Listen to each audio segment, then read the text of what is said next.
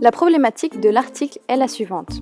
Quels sont les effets d'entraînement avec tablette tactile sur l'écriture des lettres cursives chez les élèves en difficulté? Partant d'une enquête précédente dans laquelle il y avait un robot nommé Télémac, où les résultats montraient que les enfants avaient une écriture plus fluide après divers entraînements, Caroline Joly et Édouard Jantal ont voulu mettre en place une expérience similaire en la rendant plus accessible d'un point de vue financier et du suivi à toutes les classes. Pour l'enquête, les auteurs ont décidé de ne pas utiliser Télémac et ont opté pour l'utilisation de tablettes tactiles. Pour cette dernière, ils ont réparti les élèves en 3 groupes. Le premier groupe est constitué d'élèves ayant des performances en écriture standard. Les élèves du deuxième groupe ont des difficultés en écriture. Ce groupe est lui-même divisé en 2 sous-groupes, les élèves utilisant une tablette et les autres élèves utilisant du papier et un crayon. Les élèves avaient tous une même tâche, s'entraîner à écrire 10 fois certaines lettres.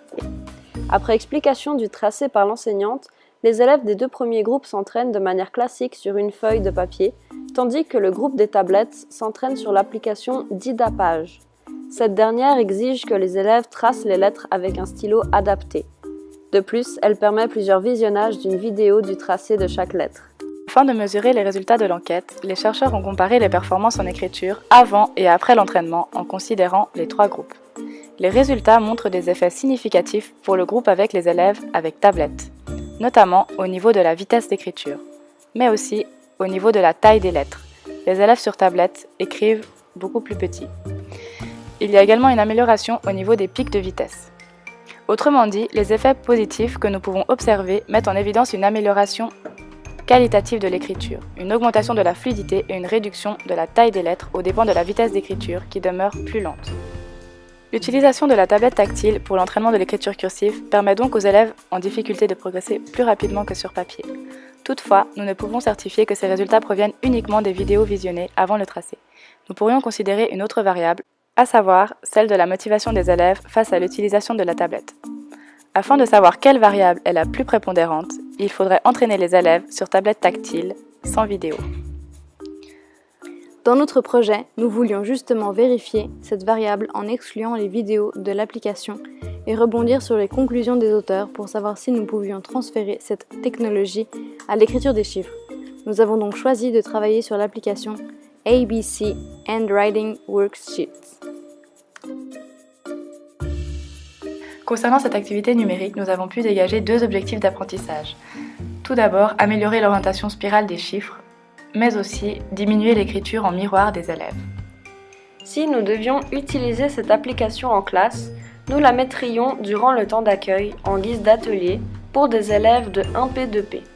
Ils auraient à disposition 2 tablettes avec l'application ABC Handwriting Worksheet.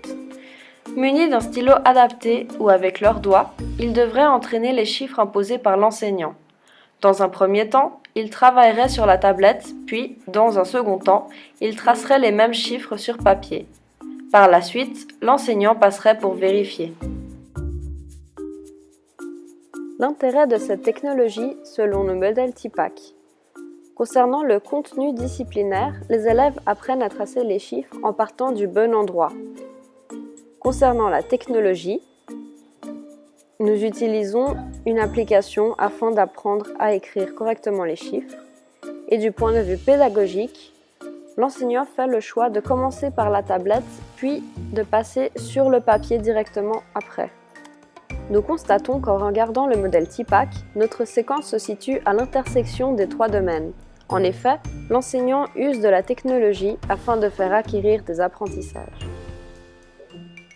Les 2 apports principaux concernent la gestion de l'enseignement et le processus d'apprentissage. Concernant la première, cette manière de travailler avec l'application permet aux élèves de pouvoir s'exercer sans la présence constante de l'enseignant qui montre et vérifie l'ordre des tracés auprès de chaque élève. Le second, concernant les processus d'apprentissage, les élèves sont autonomes et peuvent s'autoréguler parce qu'ils ne peuvent pas passer au prochain chiffre s'ils n'ont pas effectué correctement le tracé du précédent. Pour conclure, nous avons relevé des points positifs et négatifs. Un des points positifs est que les élèves ont un point de départ pour chaque chiffre. Un rond rouge leur signifie où commencer.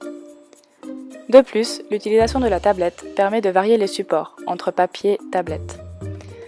Enfin, le coût est avantageux puisque dans l'activité que nous proposerions en classe, il y aurait uniquement 2 tablettes. Pour les points négatifs, nous pourrions nous demander si l'activité ne serait pas trop ludique. En effet, l'enfant pourrait être distrait par l'habillage de la tâche, notamment lorsqu'il peut choisir l'animation pour effectuer le tracé. Un autre point négatif serait une perte de sens, à savoir l'enfant pourrait se perdre entre amusement et apprentissage. De plus, il pourrait aussi y avoir des bugs possibles sur la tablette. Enfin, un dernier point négatif serait le décalage entre le tracé scolaire et celui de l'application. Par exemple, avec le chiffre 1.